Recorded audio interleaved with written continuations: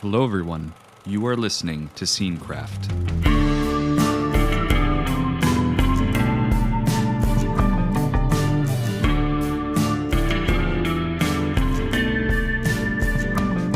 From opening shots to long takes and epilogues, we examine our favorite scenes from cinema here on the podcast.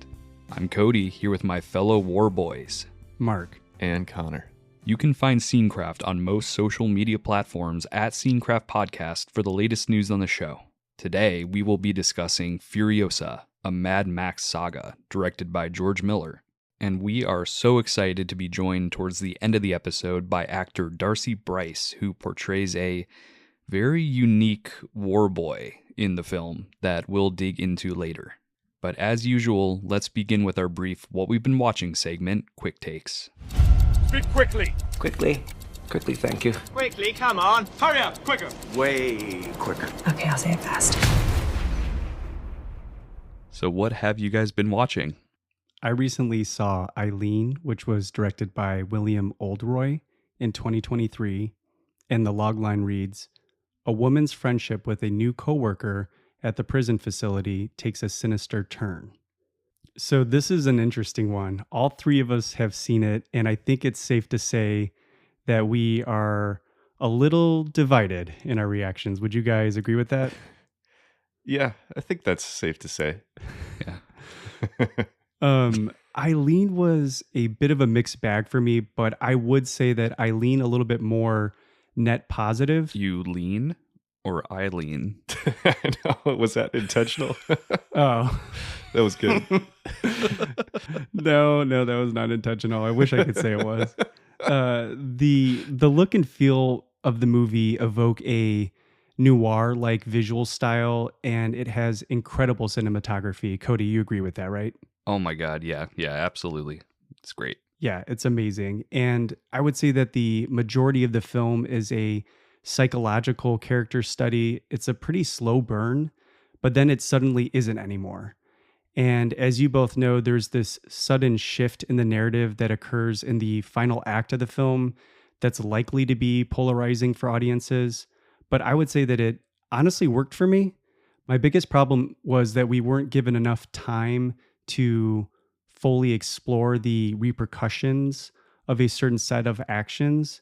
And it led to a conclusion that felt a little rushed and incomplete, if you know what I mean. Mm-hmm. But if you're able to overlook its pacing issues and can appreciate a swing for the fences narrative twist, I'd say give Eileen a shot. It's only a 98-minute runtime, and it's currently streaming on Hulu. What to say about this one?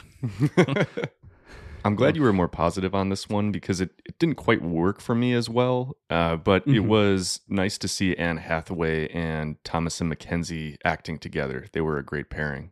It's almost like a minor spoiler to even talk about it. So in addition to what you've said already, like if you're at all interested in the premise, I would not look up anything about it other than what you've said. Yeah. Yep. Nice. I also watched Wicked Little Letters, which was directed by Thea Sharrock, and it was released in 2023. The logline reads, "When people in Little Hampton begin to receive letters full of hilarious profanities, rowdy Irish migrant Rose is charged with the crime. Suspecting that something is amiss, the town's women investigate." So every once in a while, a movie comes along that will completely sell me based solely on the actors involved. Plot synopsis unseen. So when I saw that Olivia Colman and Jessie Buckley were in this together, it was a no-brainer for me, even though the log line alone wouldn't have necessarily roped me in otherwise, if you know what I mean. Mm-hmm.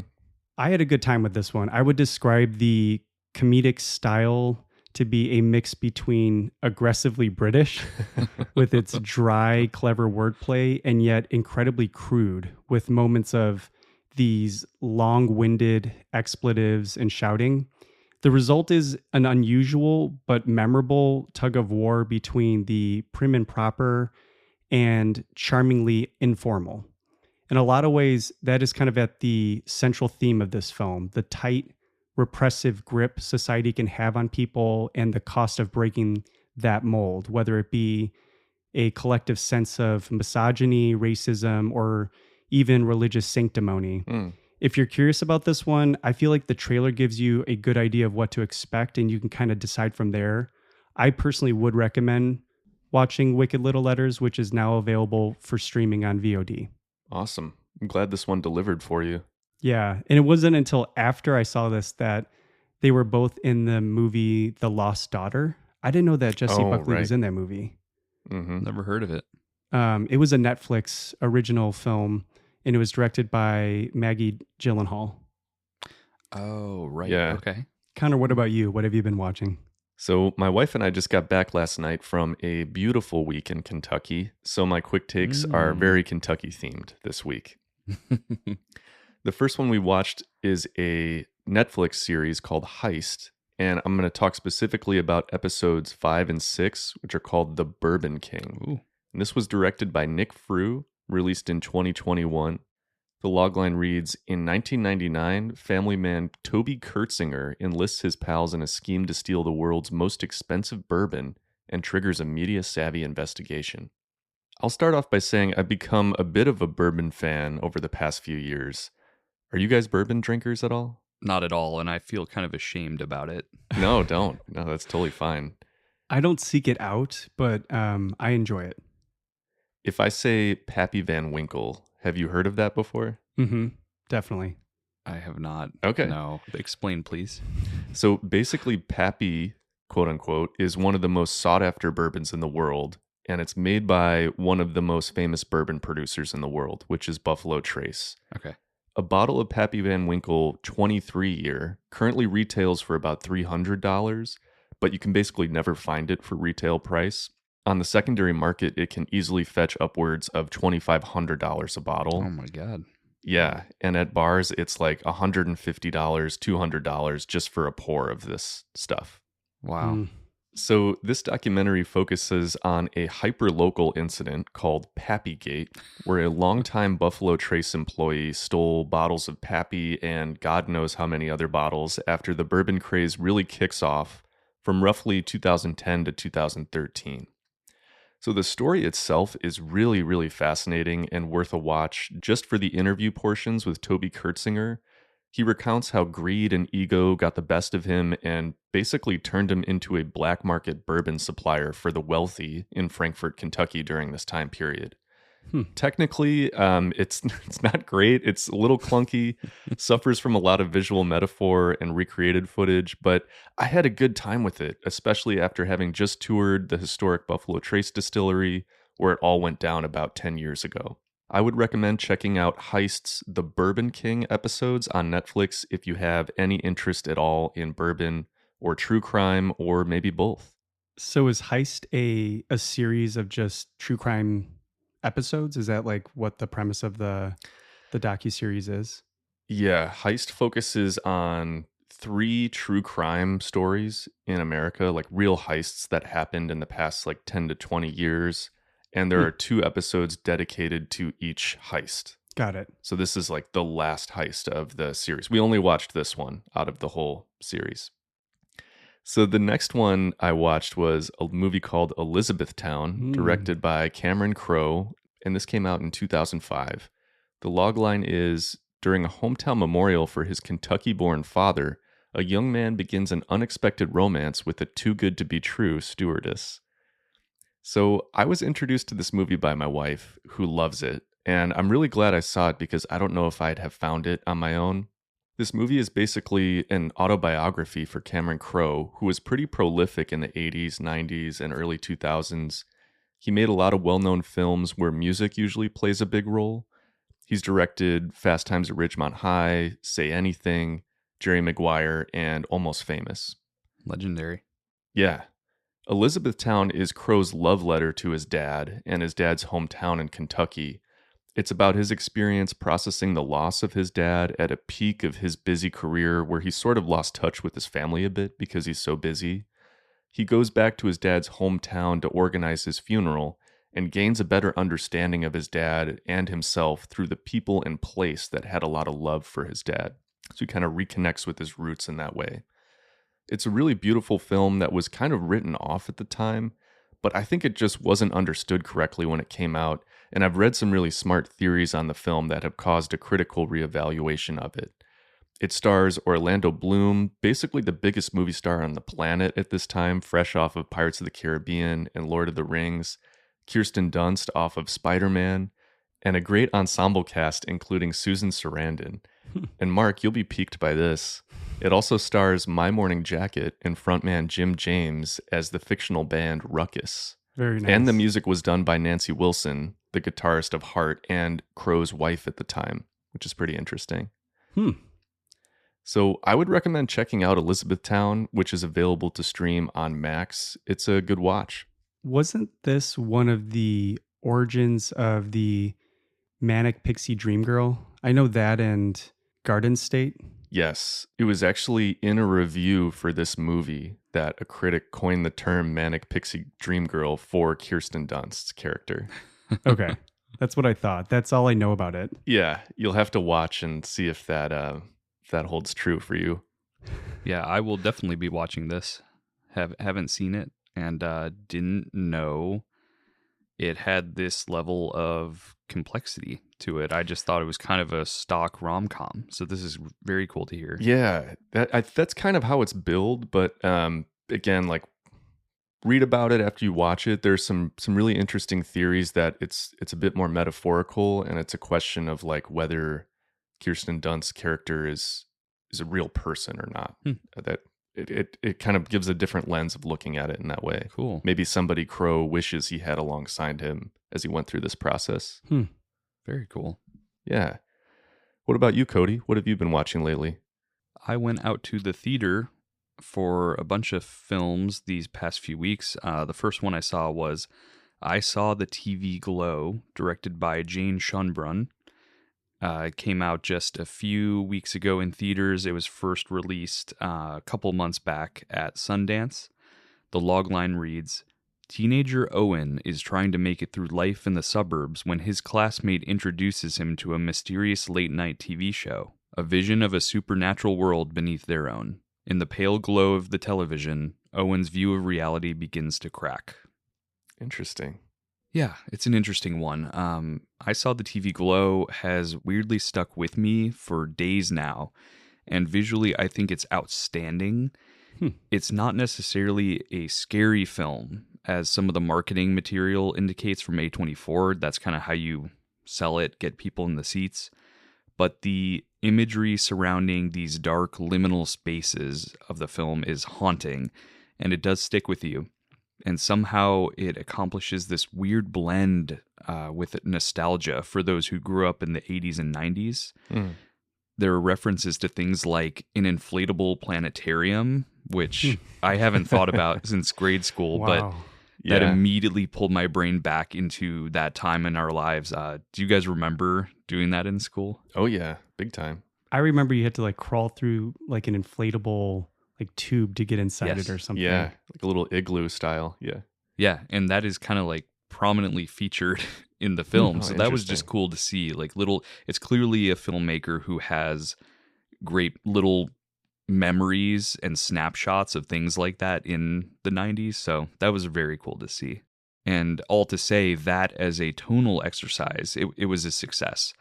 But as a fully fledged movie, it's just painfully slow, and it really gets lost in that atmosphere, hinging on the performances of the two leads to keep us grounded, which it really, really struggles to do, because nearly every interaction between these two characters happens at a glacial pace, with one of them responding to one another in just one or two words in this monotone affectation. These are characters clearly going through trauma in their lives and potential neurodivergence, but it is a real challenge to watch two people struggle to communicate for an hour and 40 minutes. And all the above, it's completely removed from the meaningful gender identity allegory of the film, which has moved many, many people since premiering at Sundance. So while I don't think I could recommend I Saw the TV Glow to anyone in particular, between the tonal approach and its symbolic merits, I'm sure there's a lot to gain for a lot of people watching this. So if you're interested in this kind of thing or the mystery of it intrigues you, it is still in theaters if you want to give it a try.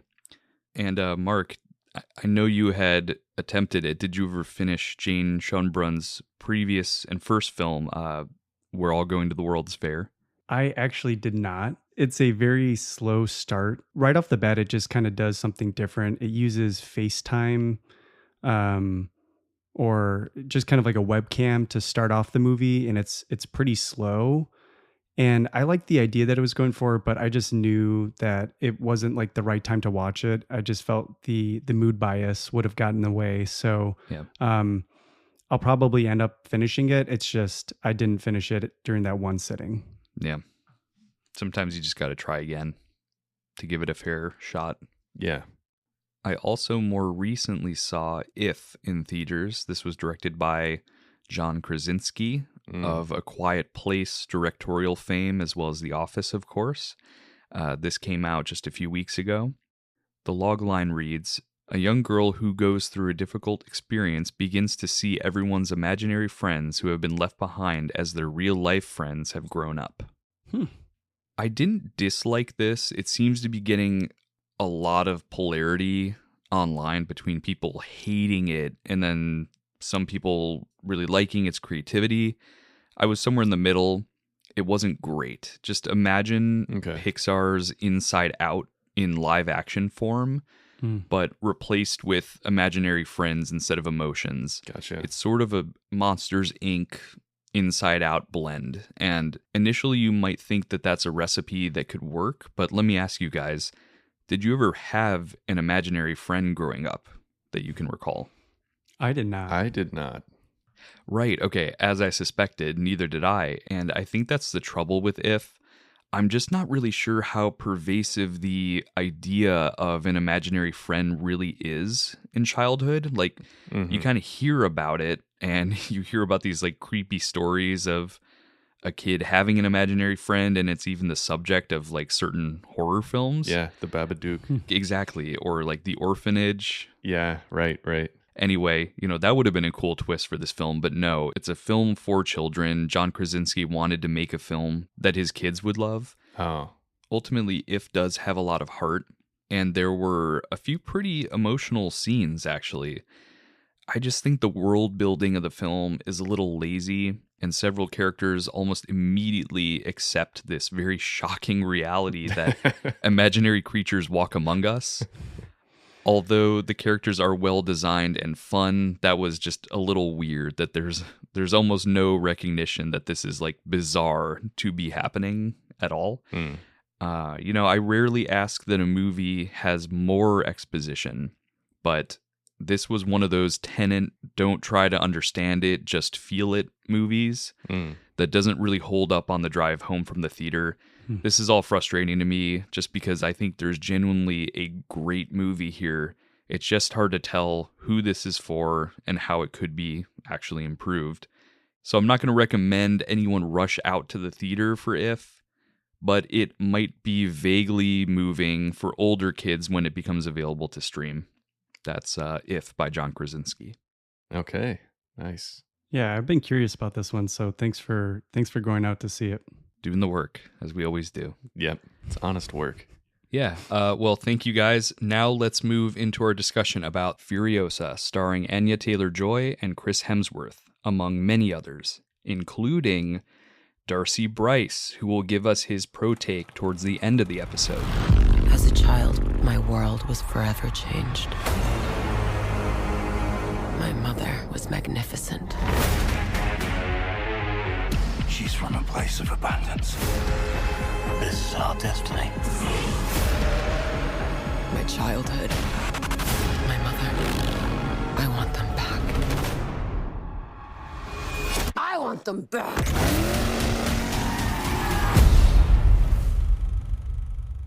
The logline for the film reads, "Snatched from the green place of many mothers, young Furiosa falls into the hands of a great biker horde led by the warlord Dementis. Sweeping through the wasteland, they come across the Citadel, presided over by the Immortan Joe. As the two tyrants fight for dominance, Furiosa soon finds herself in a non-stop battle to make her way home." As always, let's start with our spoiler-free section. Mark, what did you think of Furiosa? Right out of the gate, I'm just going to address the elephant in the room here and say that it is impossible to separate Furiosa from Fury Road. Right. After all, it is a prequel. Mm-hmm. But Fury Road is somewhat of a miracle in that it is pure adrenaline from start to finish. And I honestly feel like it shouldn't work as well as it does because there is very little dialogue and a majority of the film is one long action sequence. But yet I found myself immediately invested in the characters. In many ways, Furiosa could not be expected to top a film like that. Right. And I'm genuinely relieved that George Miller instead tried to create a entirely different thing. Mm-hmm. Yeah. Furiosa has a much more conventional movie structure in that it has approximately equal parts action as it does non-action. And as an audience, we are treated to levels of world building that are probably only rivaled by a short list of contemporary films. I'm thinking Dune and Blade Runner 2049. Mm-hmm. Chris Hemsworth plays a cartoonishly evil yet charismatic villain, and Anya Taylor-Joy truly embodies the role of Furiosa, creating a respectable level of continuity to Charlize Theron's original performance. And while Furiosa is very much its own thing, everything that I loved from Fury Road is also found in this entry as well. From the palpably real action sequences that carry a sense of danger to the signature jerky camera movements that can barely contain the energy on screen. The series has such a distinct sense of place, filled with a unique cast of characters to inhabit it. Furiosa is a great theater experience and a tremendous revenge action film altogether. Connor, what did you think? Just to interject for a moment, because I'm sure we'll get an email or message about this, but Mark, you and I watched a clip of Anya Taylor-Joy saying her own name.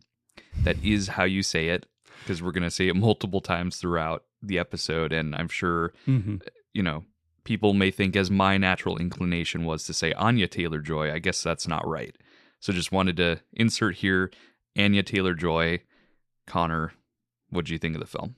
Yeah, Mark, I'm glad you mentioned Dune and Blade Runner 2049 because those are on a short list of movies where I actually have an out-of-body experience watching it. It might be a particularly incredible action sequence or maybe a battle scene where the frame is packed with extras as far as the eye can see. It's something so visually impressive that it takes me out of the movie just for a split second. And I think, I'm a simple guy. I'm just happy to be alive right now watching this in the theater. It's pure joy, movie magic, call it what you will. Furiosa is full of moments like that, at least for me. Mm-hmm. The visual language that George Miller and his team have created for Mad Max Fury Road and Furiosa is so unique, like you said. It's rare to be able to say that there's truly nothing like it. Between that color grading, the camera moves, costuming, production design, sound design, set builds, it's an all-out feast for the senses. Every frame is vital to the experience and no detail feels unconsidered. Mm-hmm. Story-wise, it's a solid origin story for the Imperator Furiosa. I know Miller had, that sounds nerdy as hell. I should just say Furiosa. It's going to be a pretty nerdy episode. Yeah, it's fine. I know Miller had written this before shooting Fury Road to help give the actors a better sense of backstory. So I'm curious to go back and watch that one again after seeing this. I feel like that might be a nice rhythm to watching it. Yeah. And I found the simplicity of this story, Furiosa, helped expand the sometimes complex world of Fury Road. There are a lot of characters to keep track of in the midst of all that action, and Furiosa does a nice job bringing in more of an emotional element while giving us a lay of the wasteland. All around, super solid, adrenaline-filled experience that goes to some brutally dark places. And Cody, if I'm remembering way, way back to our top 10 episode, Furiosa was your most anticipated, right? Yeah, it was. And I think it for me, probably fulfilled that promise. It is kind of a shame to see what's happening amidst Memorial Day weekend box office, and that's kind of put a damper on that, most anticipated, kind of like a lot of people I'm sure felt with Barbie and Oppenheimer. Mm-hmm. It's a shame that Furiosa isn't getting that level of heat right now, but yeah, Yeah, I mean, I can count on one hand the times when I've come out of a cinema truly astounded, at a total loss for words. Mad Max Fury Road was one of those experiences for me way back in 2015. Mm-hmm. I had zero expectations for that movie. I hadn't really recalled watching or enjoying the first 3 films in the series. I just showed up and left with my jaw on the floor. So any sequel or prequel to that experience was just never going to live up to it for me. Uh-huh. But I think Furiosa is as close as I could possibly hope for to that. Oh, nice. Had I not experienced Fury Road in the way I did, this film may have actually had the same exact effect on me, just leaving the theater in awe. But the irony is that Fury Road makes this film better, and this film, Furiosa, makes Fury Road better. George Miller has defied the concept of prequelitis and created something thrilling, innovative, and really just fun to watch. There's so much detail and lore to dig into here in the Wasteland, and yet it doesn't flaunt those sci-fi fantasy ingredients that serve as seasoning to the world. It stands on its own in the action genre, just as great action set-piece filmmaking. Everyone involved knocked this out of the park, and I'm really hoping that Furiosa does have some long box office legs or home rental legs in the coming months. The state of the theatrical experience this summer is pretty abysmal so far. Yeah. So I think we'd all agree, if you liked Fury Road even a little bit or are interested in this, go check out Furiosa and give it some love. Let's dive into our scene selection for the day, which we're going to call the Bommy Knocker. And as usual, beware of spoilers ahead. Is there anyone there? Yes, what do you see? Spoilers! Right ahead! Thank you. Connor, Yep, I'm here. would you mind giving us the scene beats today, please? Sure, I would love to. This scene is approximately 15 minutes long and takes place a little over an hour into the film. Furiosa, played by Anya Taylor-Joy, has stowed away beneath a newly minted chrome war rig and is trying to escape captivity at the Citadel, where she is hidden in plain sight for over a decade. During a journey into the Wasteland, the war rig is ambushed by renegades led by the Octoboss, who attack from both land and air. Furiosa narrowly avoids wreckages and dynamite beneath the rig, and finally ascends to join driver Praetorian Jack, played by Tom Burke, and his dwindling crew of war boys to fight off the ambush using an array of weaponry. Finally, as the Octoboss closes in on his flying paramotor, Furiosa activates the Bommy Knocker, a massive spinning flail that destroys the Octoboss and any remaining renegades. Furiosa attempts to commandeer the war rig, but is thwarted by Jack, who then recognizes her potential and offers his mentorship. Very nice. Well, as we always begin these scene discussions, why this scene? Mark, lead us in here. All right. So to me, I think this scene, in addition to being an amazing action scene, we really get a first glimpse at the fighter spirit of Furiosa, who is actually not even revealed to be part of the scene until a few minutes into the action, which I can't say I've seen done in a lot of movies before. I don't know if you guys can think of any offhand. No, nothing really comes to mind like that. Yeah. Yeah. It's kind of cool. And in this scene, she's seen as a resourceful character that thinks quickly on her feet while also being a savvy mechanic and talented driver. Yeah, and this is also Furiosa's first major attempt at an escape from the Citadel. So it's a scene that's important in and of itself for that reason. An opportunity had not presented itself up until this point, and she's been at the Citadel for over a decade. And since she was part of the crew building the war rig, she knows its ins and outs, how to navigate it, use the arsenal of weapons on it. It's just a great precursor to the Furiosa we know in Fury Road, played by Charlize Theron. And this is almost exactly halfway through the film and serves as a major turning point for Furiosa's skill set as a road warrior, but also in meeting Praetorian Jack, who ultimately becomes a really meaningful part of her overall revenge arc that informs Fury Road. Mm-hmm. Yeah, and finally, just the pure momentum and creativity of the whole scene matches the high highs of Fury Road, what we were talking about earlier. And it presents new and innovative action, production design, stunt work, editing, and cinematography. This scene is one of, if not the most exciting in the entire film, and it was one of the most challenging to shoot as well. Yeah, so this scene took a lot of work. It was planned over a year in advance, and it filmed for 78 days, had a total of 197 shots. Crazy. And this was over the course of 9 months. And then on top of all that, it also features more than 100 stunt performers. So really big production for this scene, and it definitely shows. Mm-hmm. And it was actually shot in an Australian town by the name of Hay, which is the flattest location in the Southern Hemisphere, on a 10-mile stretch of road where the team was able to have traffic blocked off for an entire month. Wow. And one interesting thing about this is that Fury Road was actually filmed in Namibia, even though it was planned to be shot in Australia, but for production reasons, they had to go to Namibia. It was like the most rain ever at the time. So like the desert in Australia actually turned green. So they had to go right to Namibia. Exactly. Yeah. Yep. Wow.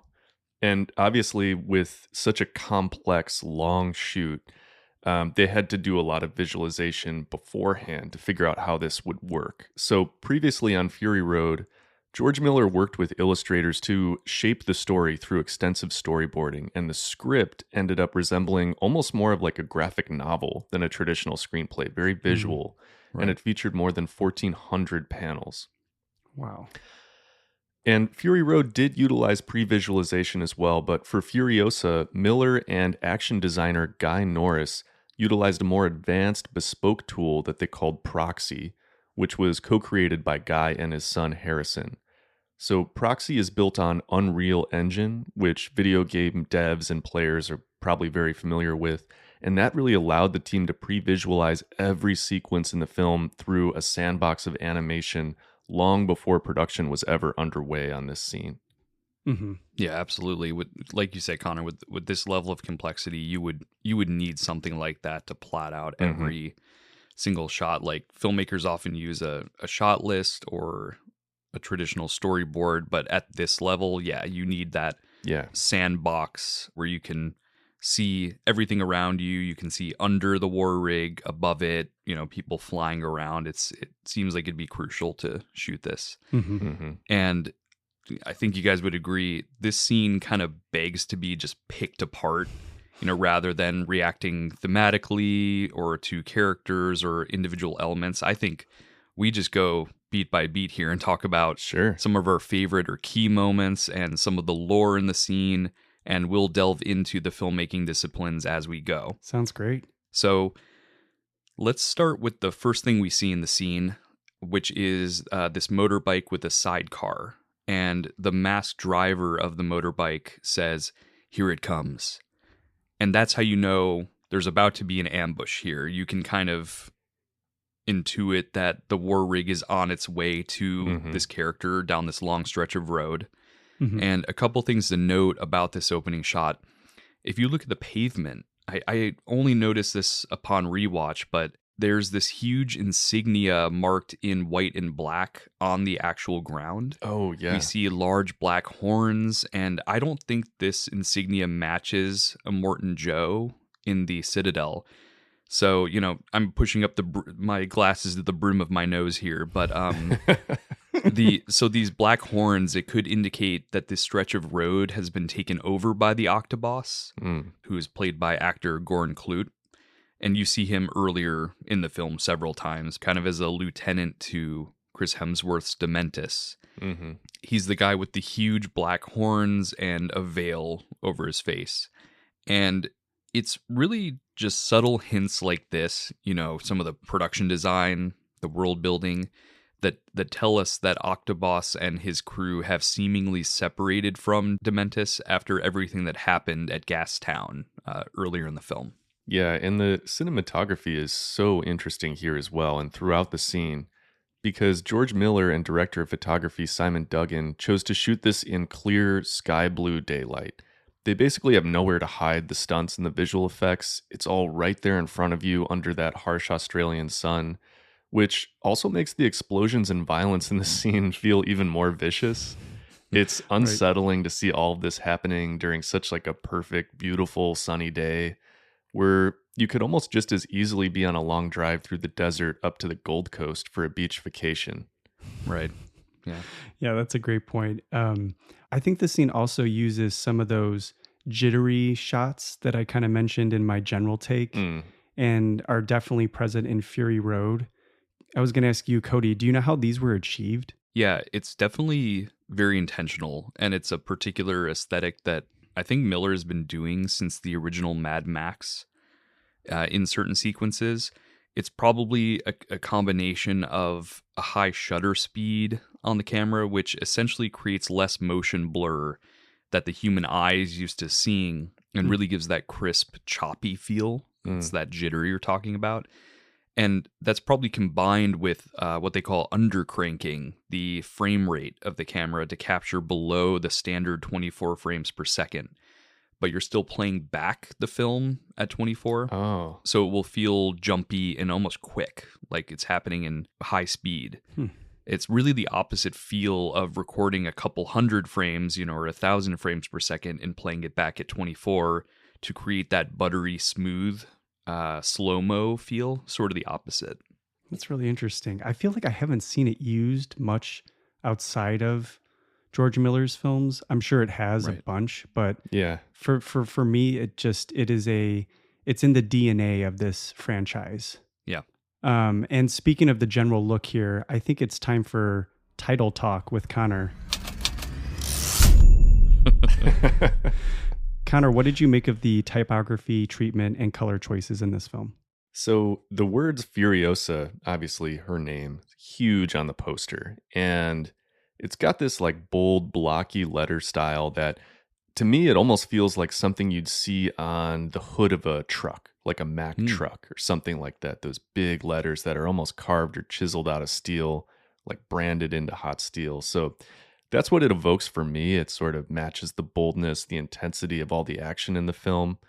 The letters look very similar to Fury Road, but I think they're slightly different in the title treatments. The M's look a bit different to me, but that might be because they wanted to get these letters a bit taller because she has a shorter name.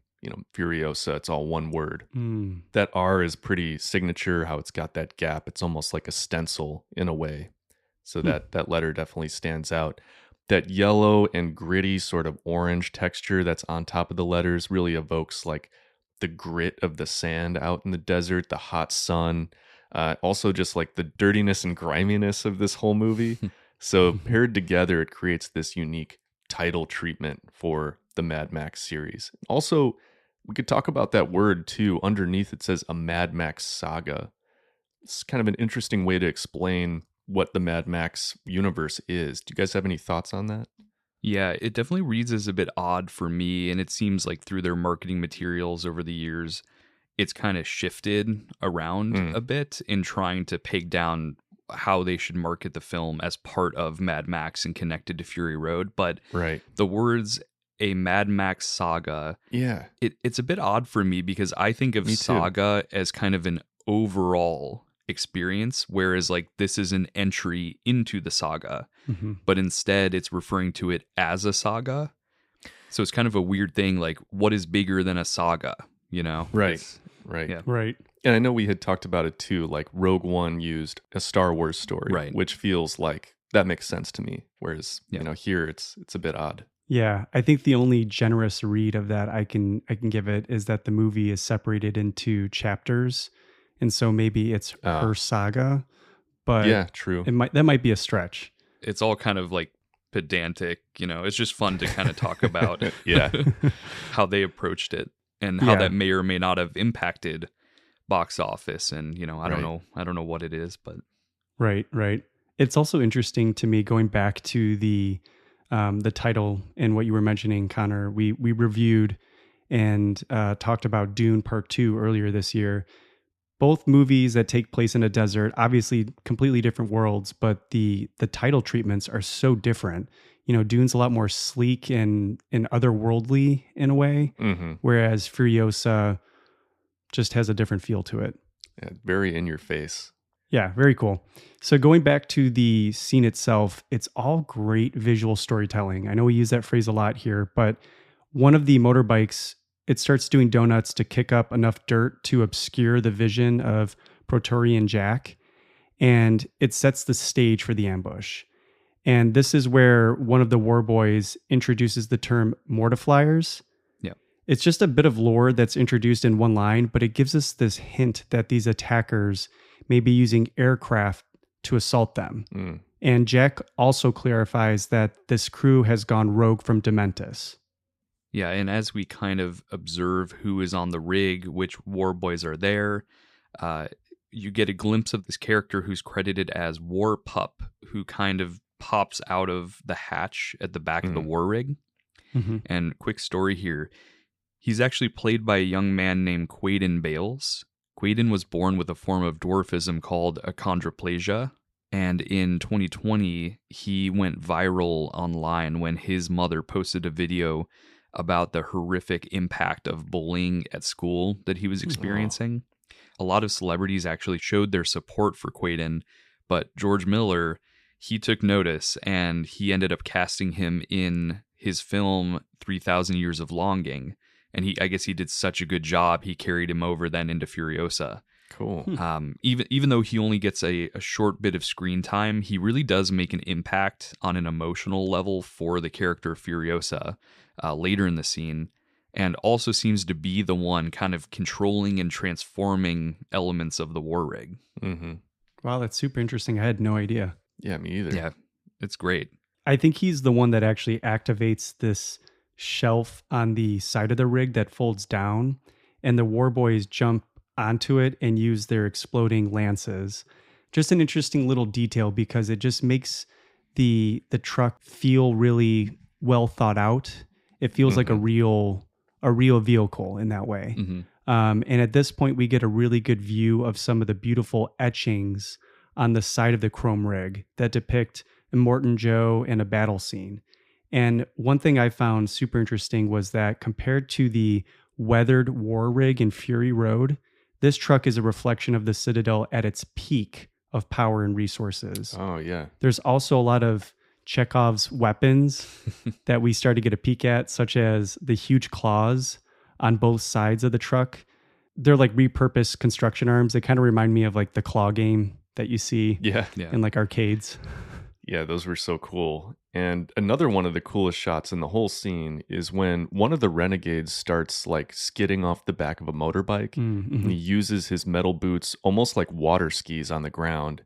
And then here's where we get that sort of aircraft moment. He deploys a parachute which lifts him into the air while he's still attached to the motorbike in front of him, like desert paragliding or something like that.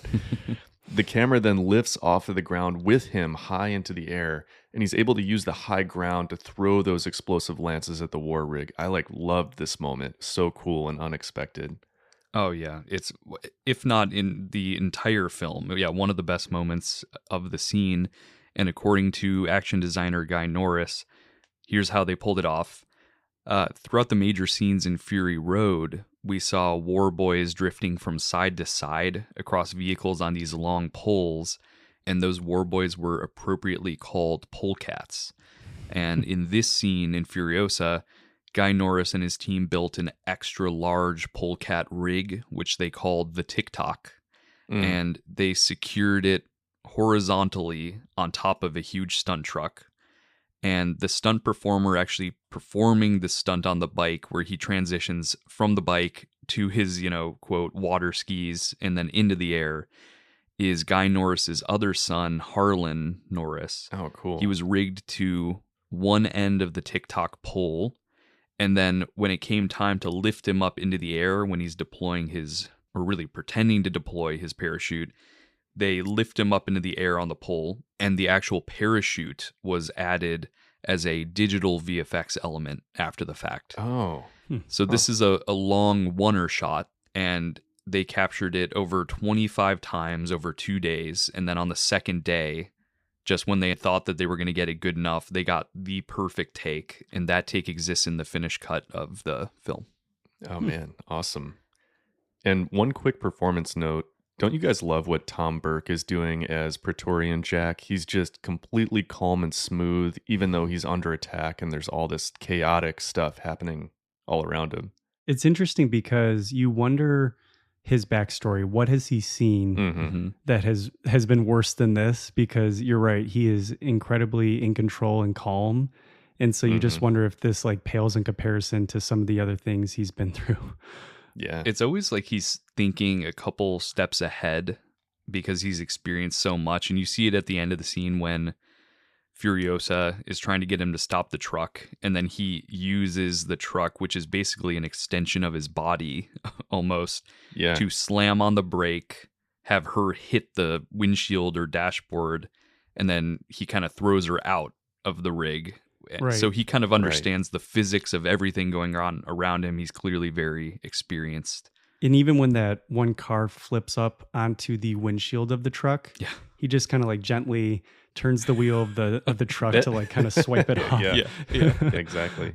That's great. Another one of the best shots in the whole scene is where we see one of the paragliders simultaneously attached with wires to both a war boy who's on fire and also the motorbike that's pulling the paraglider, allowing it to get that lift off the ground.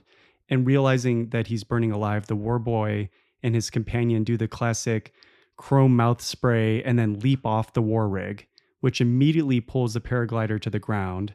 And because he's attached to the motorbike, we see the biker get pulled underneath the war rig and crushed by the giant wheels, which was really brutal. There's a lot of creative deaths in this scene. Oh, yeah.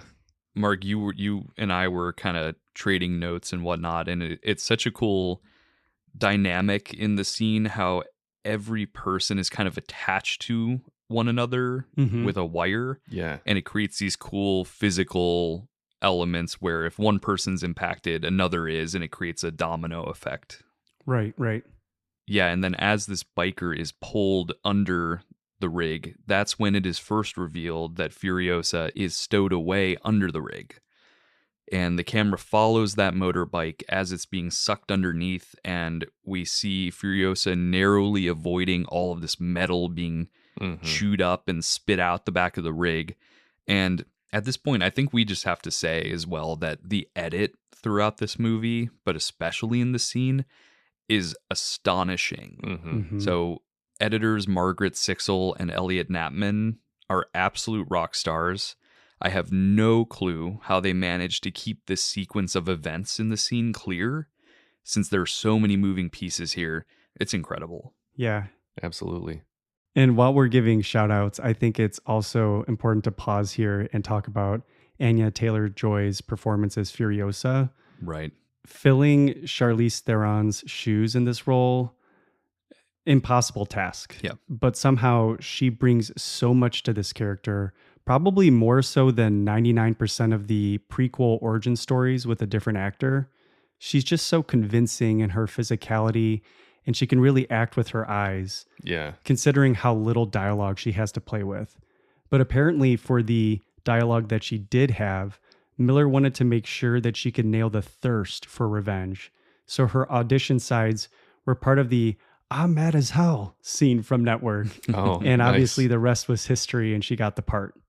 Yeah, and I also read that before the shoot, Anya didn't have her driver's license, apparently. I read that too. Which, yeah.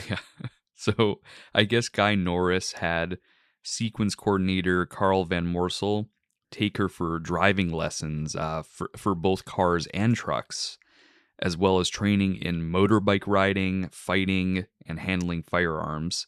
Clearly that training paid off in a big way because she is very convincing. Yeah, so impressive. Oh, and just a quick shout out before we dive back into the scene.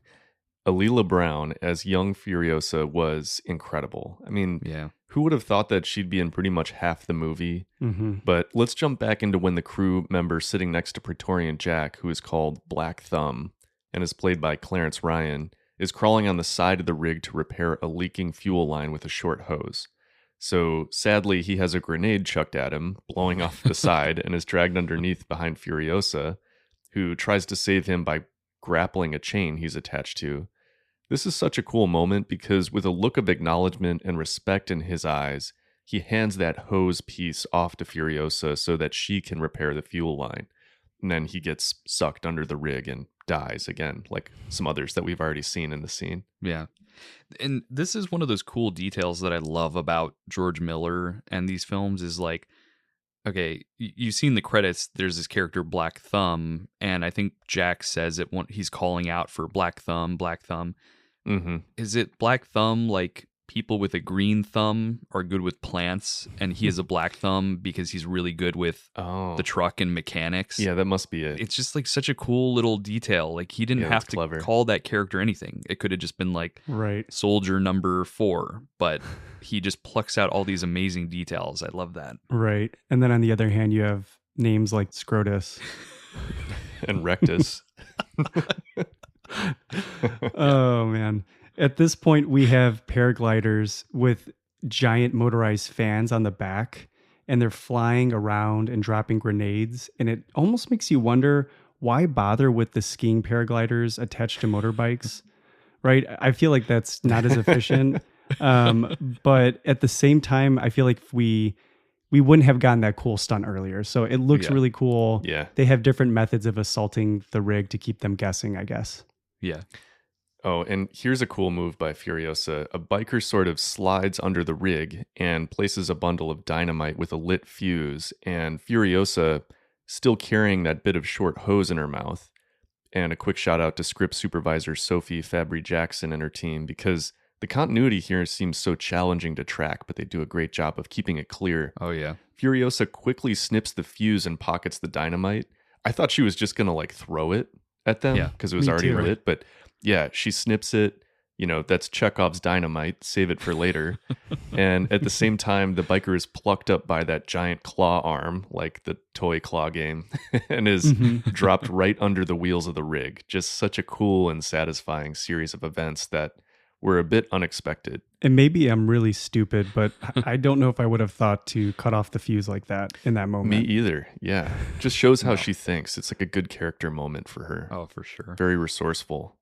It's always really captivating when you have a character who's like smarter than the audience in that way. Yeah. Mm-hmm. Yeah, and this is when the war pup who we talked about earlier, who just seems to be getting bored at this point, kind of just pops out of his hatch and offers to start up the Bommy Knocker, which is the first time it's mentioned in the scene. And his crewmate tells him, not yet. Mm-hmm. Yeah, I was so curious about this shot because we see him go into this hatch and he's sitting there with a bunch of lettuce. What's the deal with that? I just feel like George Miller does such a great job creating intriguing characters that leave you wanting to know more about them. No, totally. And just pushing those glasses just right even further up into the bridge of the nose here. I think I can at least partially explain this. So I just rewatched Fury Road the other day with captions on, which I don't know if you guys have done. I had never done that. No. I do that with almost all movies I watch at this point. Right. If you haven't, I'd recommend doing it with Fury Road and eventually Furiosa when it comes out and it's available. I can't begin to tell you how helpful that was watching Fury Road and how much of the lore is just subtly buried in the background, which makes it even cooler. Because again, they're not flaunting it. But at the beginning of Fury Road, the war boys are loading up the war rig, and they have this little ceremonial chant that they do that they're all screaming together. And in it, they say, "Today we're heading to Gas Town. Today we're hauling Aqua-Cola. Today we're hauling produce. And today we're hauling mother's milk." So essentially, they're telling you what they're bringing and storing in the war rig and trading for gas and bullets at Gas Town and Bullet Farm, because at the Citadel they have water and apparently they can grow veggies there. So when we see in Furiosa the war pup in the hatch sitting in the bundle of lettuce, I think we're just glimpsing the trading goods that are being stored in that hatch. Got it. So Yeah, that makes sense. it's not explained whatsoever, and I feel like the vast majority of people watching would either just not care or notice this type of detail. But it's a perfect example of the attention to that detail from George Miller in creating this new, very specific world, and creates that undeniable link between the two films and how he actually had this one written before Fury Road was even ever shot, which is really cool. Right. That's really interesting. Yeah, thanks for sharing that. I went right over my head. No, yeah. But let's get to some more important matters here. Let's skip ahead to Pissboy. Yeah, please. Let's talk about him.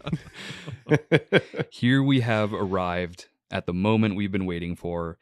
Our favorite character in the scene, the aptly named Pissboy, who is a war boy on the rig that has dozens of jars of urine strapped onto him.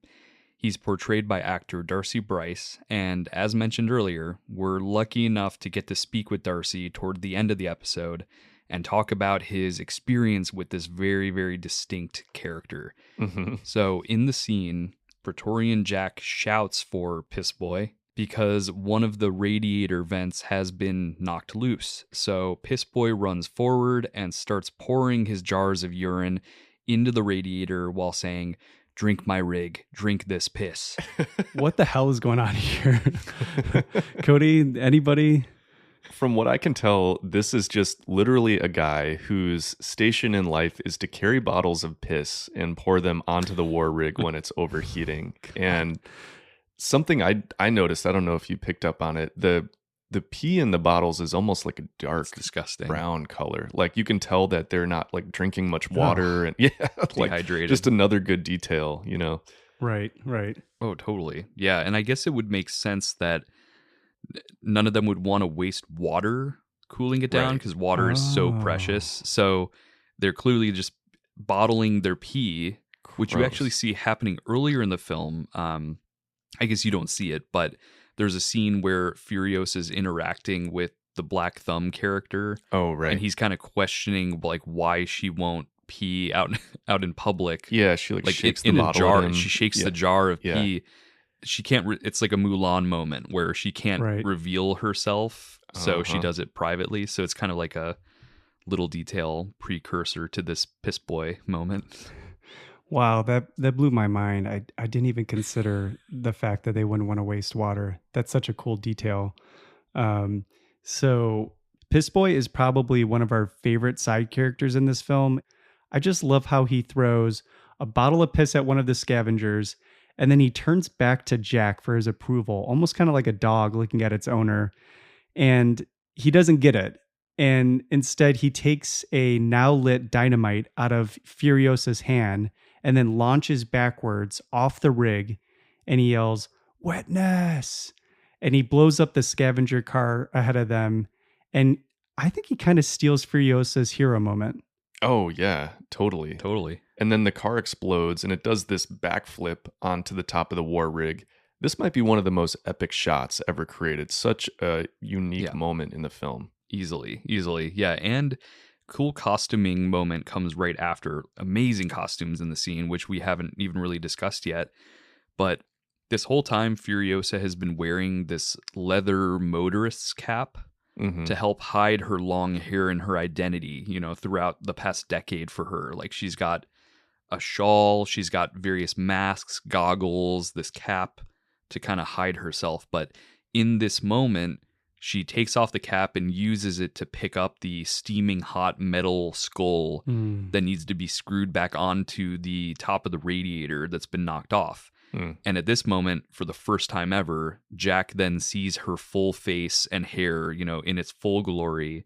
And then they proceed throughout the rest of the scene to save each other's lives several times. But this is that like aha moment of, I know who you are now. Yeah, and this moment was actually punctuated by one of the few instances of score in the scene. For the most part, the scene is driven by sounds of motors, explosions, and warboys shouting as they attack the enemies alongside the rig. Tom Holkenborg was a composer for the film, just like in Fury Road. And I read in an interview that the timeline of Fury Road took place within 48 hours, whereas Furiosa spans over 20 years. And it's really more of an odyssey for one person. Mm-hmm. And so you kind of have a different type of perspective because you're kind of following Furiosa throughout this film. And so this inspired him to avoid using score for the beginning of the scene because as an audience, we don't really get that reveal that her character is in it until later on. Yeah, and that's kind of when that score appears, right? Right. And apparently Hulkenborg was also one of the re-recording sound mixers. So I would imagine that gave him even greater control of when to balance score versus natural sounds. Yeah. Mm-hmm. And did you guys read about the use of didgeridoos in the score at all? Yeah, that was the first thing that stuck out to me. It kind of created this base level of, instrumental noise, I would say, and kind of helps set that tension of the scene. The didgeridoo is a traditional instrument originating from Australia, so that's kind of a cool use of it in this movie. Mm-hmm. Totally. So yeah, the score really starts kicking in here, and both Furiosa and Jack are just shooting scavengers left and right. Like there haven't really been firearms in the scene up until this point, but yeah, like Jack has his Glock. Furiosa we start to see these really cool prop details throughout, like Furiosa's half dagger, half pistol with the brass knuckle holes that she's just taking people out with, and then she stabs a guy like in the face who's trying to like pull her out of the war rig. And then we also get a glimpse of that giant bone. And Mark, the shifter we see in the truck, what is that thing? Yeah. So that is a femur, a human femur. Oof. It makes up the ball and socket joint, your thigh bone connected to your hip bone. And so I guess he looked at that spherical top of the femur and was like, that would make a good stick shift. Right.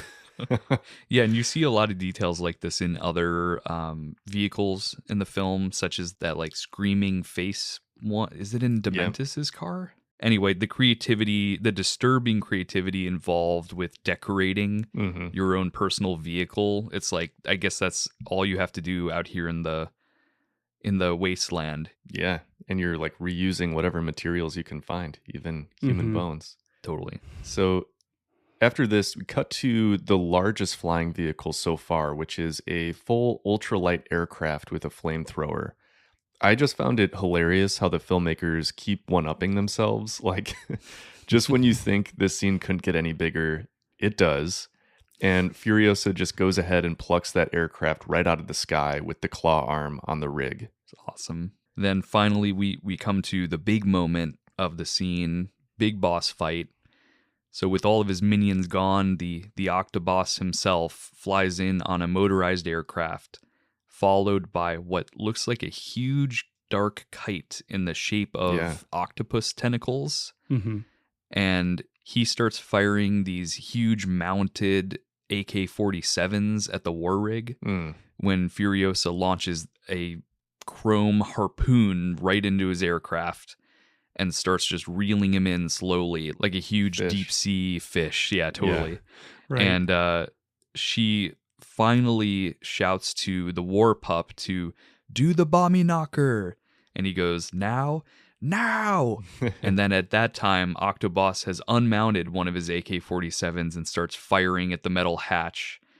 Furiosa is forced to activate the Bommy Knocker herself, and these flails at the back of the war rig start rapidly spinning, and we finally realize what those, the Morning Star, like ball and chain is for. Yeah. And then the Octoboss is reeled in and completely just demolished by this spinning Bommy Knocker. Yeah, and another Chekhov's moment, the octopus tentacle kite shows up in Act 1 when Furiosa is a child. And I just had a feeling it had to pay off elsewhere in the movie, and it did in a big way. Yeah. The visual of the tentacles spinning after it gets caught in the Bommy Knocker feels iconic and unlike anything I've seen before.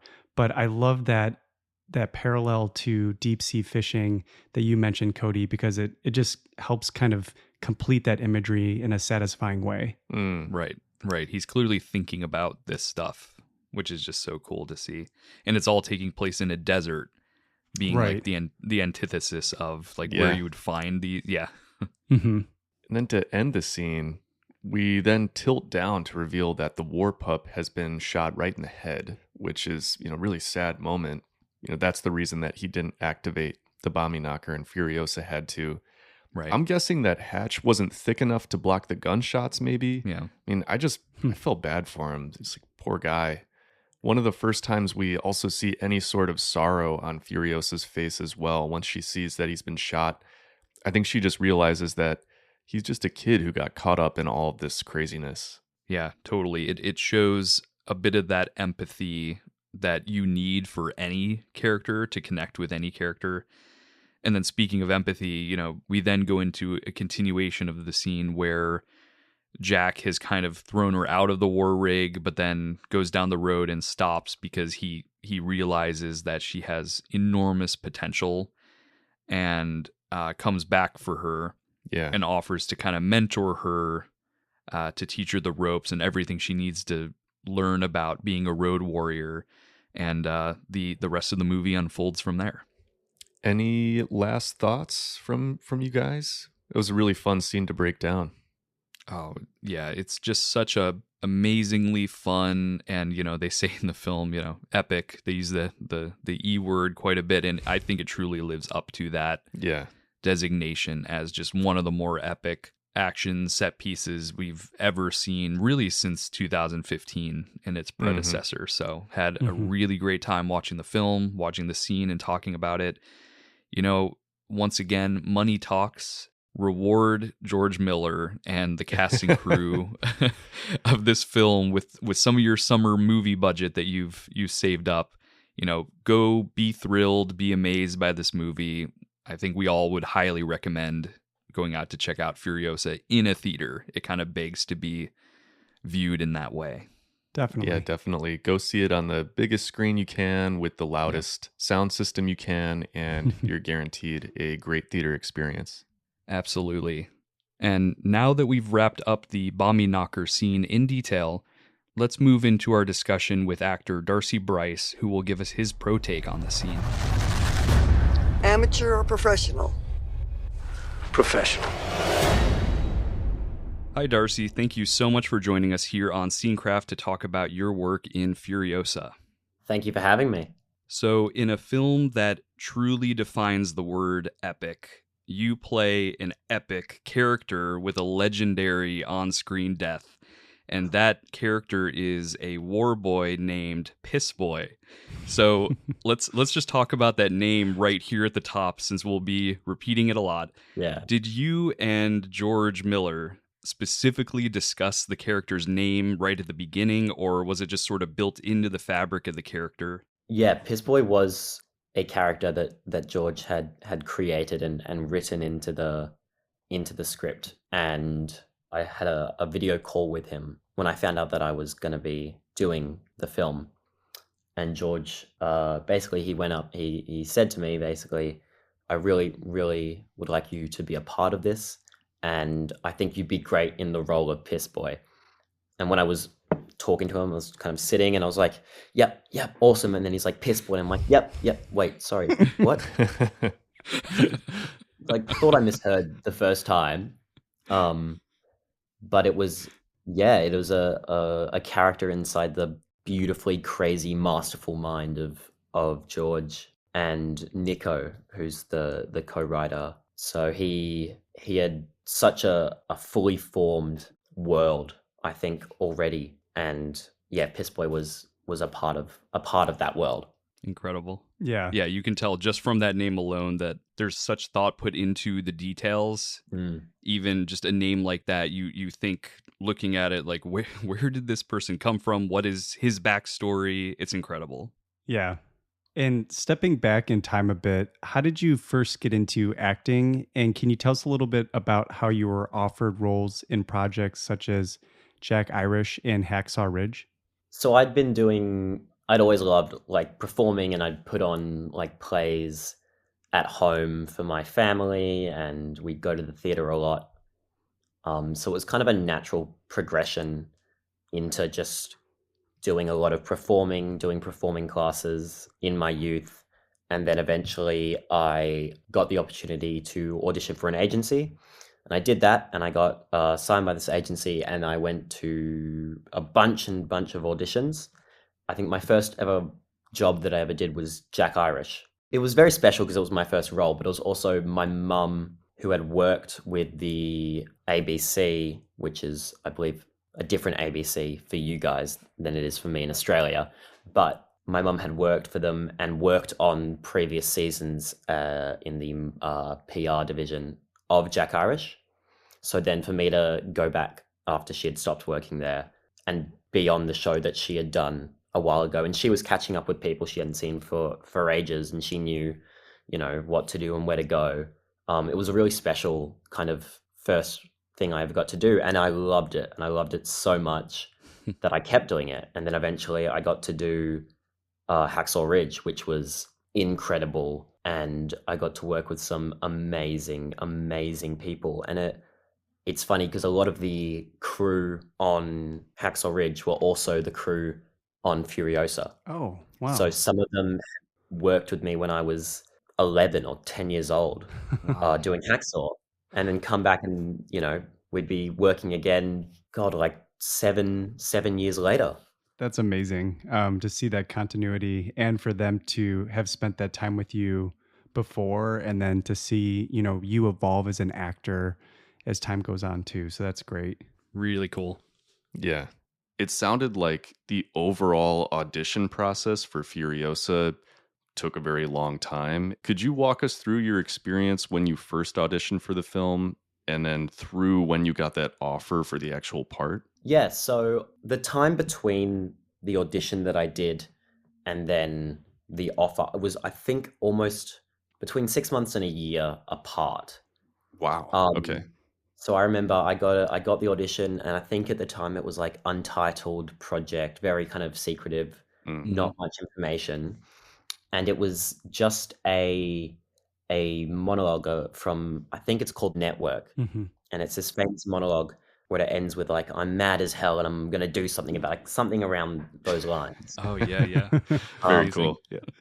And I did that, and I remember with the little information, it was something like post-apocalyptic, all the world has fallen apart. And that was like the most information we got.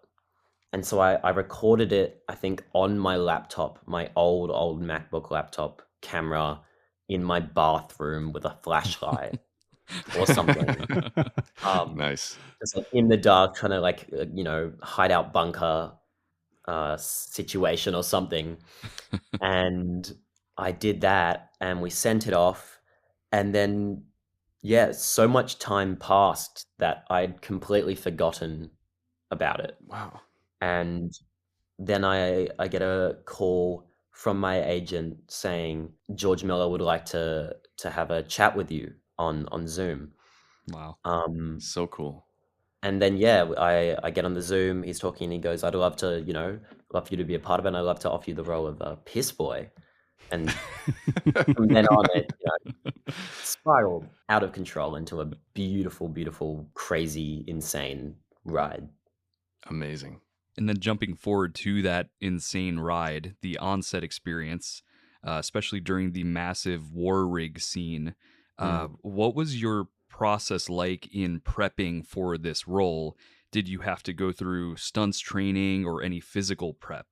I did quite a lot of kind of stunt stuff on it. I think I flew up to Sydney a day before my first day of shooting, and I had really, really long hair, and that day they shaved it all off, which was a big moment for me. And we did one test. They said, "Oh yeah, we're gonna bring you up a day early, shave your hair, and we're just gonna set you on fire so you have a bit of practice for that." And I was like, so we get up there, and kind of my first introduction in that kind of sequence. someone throws a bomb down, and I'm kind of lying on the back like of the fifth wheel of the truck, and my legs are aflame. Oh yeah. And I got to like actually do that real, Whoa. which was really, really cool. They walked me through. It was super safe. Like 5 people, 5 different fire extinguishers around me at all times. I'm in like 7 or 8 layers of like thermal protection and water gel, and more thermal protection and more water gel, and all this stuff. So from that moment on, I was like, this is going to be awesome and crazy and so cool. And a lot of the other stunt work that I did was running and jumping kind of along the truck on the rig, and a lot of that was kind of done blocking wise on the day, and we'd run through it and we'd figure out what's the best way to kind of do this. How can you kind of maneuver your way around the rig? What's kind of easy for you to do that looks the most natural? Yeah, that's super interesting. So on the day you're on set, can you tell us a little bit about the on-screen transformation into a war boy and being strapped up with a dozen bottles of fake urine? What was the collaboration like with makeup and costume? The makeup and the costume teams, the most talented people ever. They had a rule. George had a rule for this film. Everything in the world was made from found objects. Oh yeah. So everything is bits of other bits kind of piled together and scavenged and reworked. So the costume, like the harness and everything, was like an old I think back brace, and it had like a camel back, one of those hiking water bladder things that like connected to a bunch of old tubes and all this cool stuff. And it was so beautifully detailed and thought out, truly a work of art.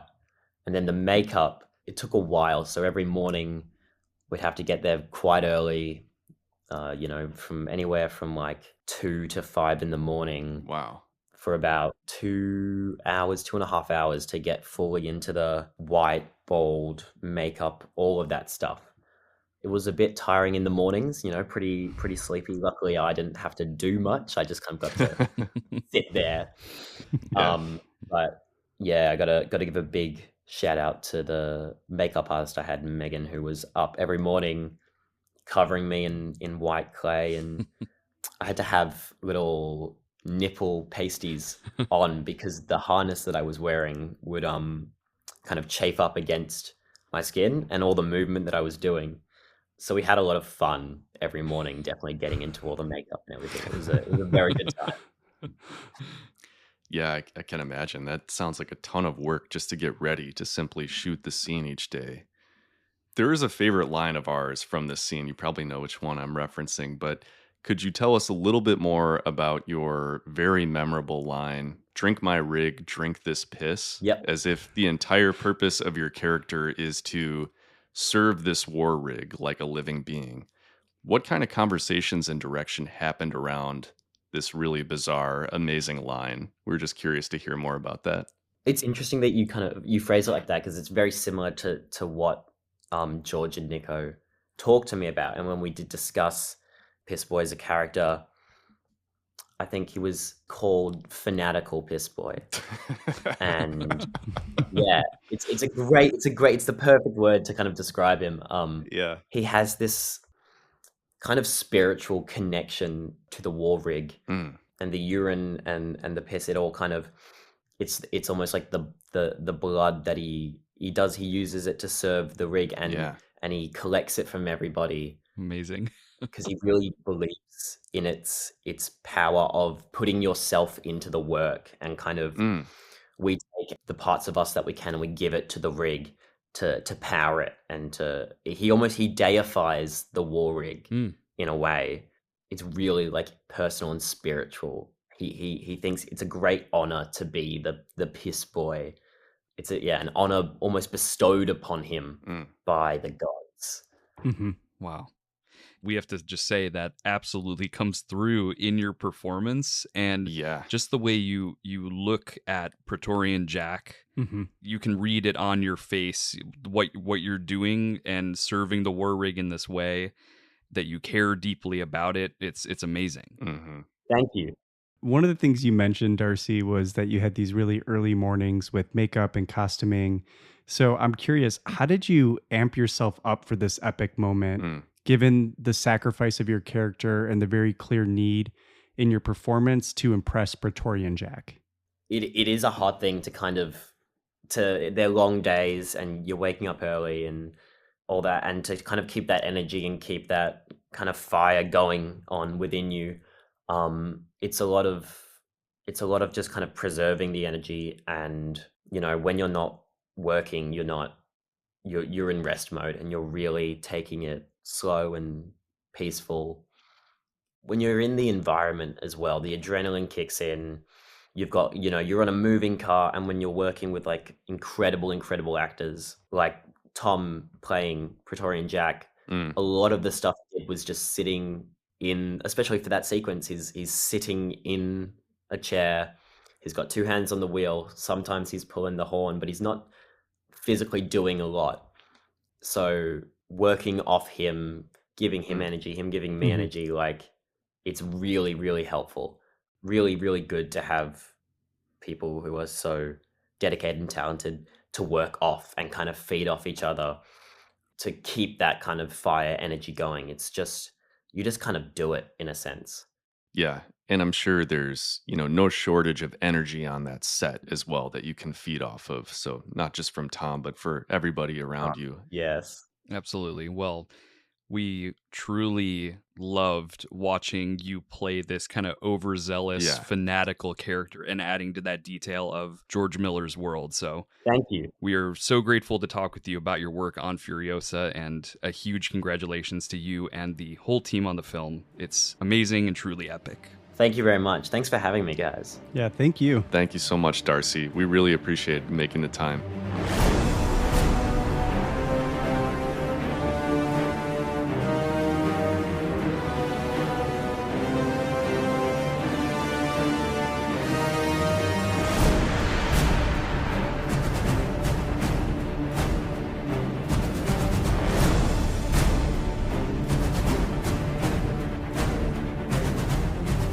Thank you again to Darcy Bryce for his pro take on Furiosa. And thank you to our listeners and fellow movie enthusiasts for reliving this scene with us. Do you have a favorite scene from Furiosa? You can email us at contact@scenecraftpodcast.com with any of your thoughts or comments, or follow us online at Scenecraft Podcast for any scheduling updates and news. You can support the podcast by leaving us a review or star rating on your platform of choice. A very special thanks, as always, to Jordan Summerlad for our theme music. This has been Scenecraft, where we break down the craft behind our favorite scenes. See you all next time.